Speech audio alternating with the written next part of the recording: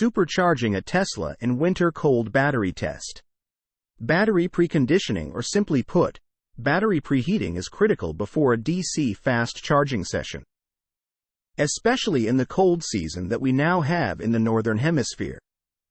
Bringing the battery cells to the optimum temperature for charging will not only prolong their life, but also help maximize range, which takes a big hit in the cold season, and shorten charging times. Preconditioning the battery also ensures a safe charging session for your battery. Basically, this function will heat your battery pack to a temperature above freezing, allowing it to take a full amperage charge.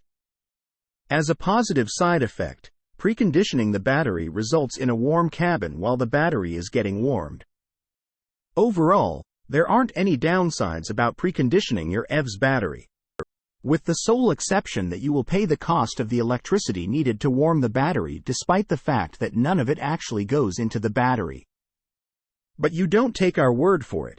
A Tesla owner did a test to highlight the effects battery preconditioning, and especially its lack thereof, have on his Tesla Model Y's battery in cold weather.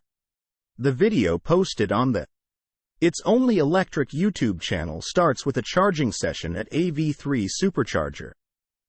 With a preconditioned battery at 10% state of charge in 30 degrees Fahrenheit weather, the battery quickly started accepting current at a rate of up to 238 kilowatts, and the session from 10% to 80% society lasted 33 minutes.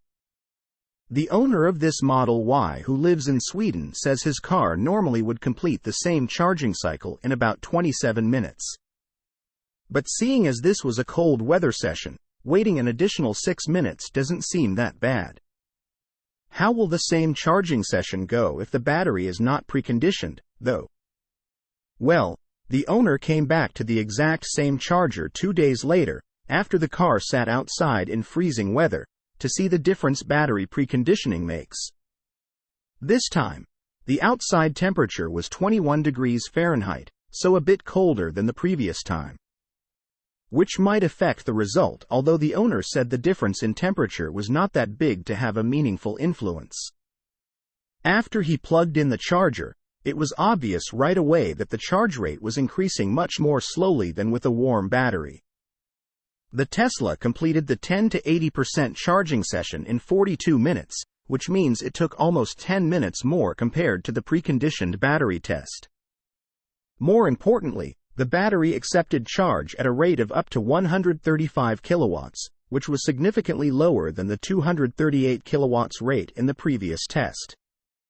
Now, it's worth pointing out that the owner did not bring the car to the supercharger ice cold the second time. He did warm the cabin beforehand to make the test as relevant as possible for a real-life scenario.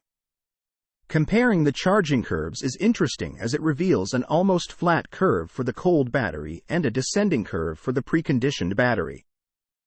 Interestingly, the two sessions shared an almost identical curve from about 50% to 80% society. The big difference was during the first half of the session, when the preconditioned battery accepted charge at a much higher rate than the cold battery. The conclusion is very clear.